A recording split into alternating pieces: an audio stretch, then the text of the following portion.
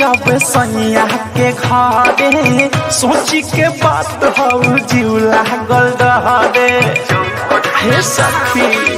गहनी गहवन जब सैया के घरे सोची के बात हो जीव लागल रहरे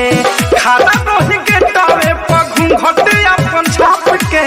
खाना रही के टावे पर घूंघटे अपन छाप के रे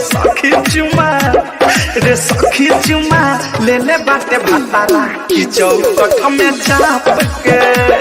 रे सखी चुमा ले ले बाटे सैया की चौकठ में चाप के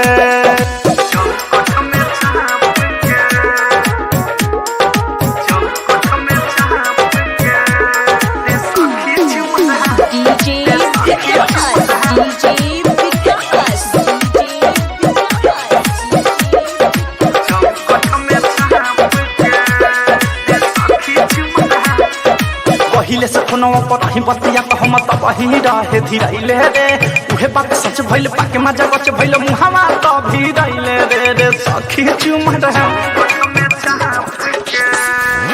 पहिले से फोनवा पर ही बतिया तो हम तब ही रहे धीरैले रे उहे बात सच भइल पाके मजा गच भइल मुहावा तो भी रैले रे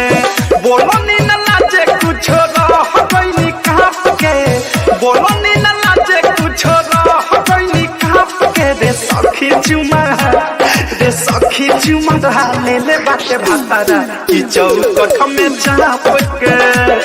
रे सखी चुमा ले ले बाटे सैया की चौकठ में चाप के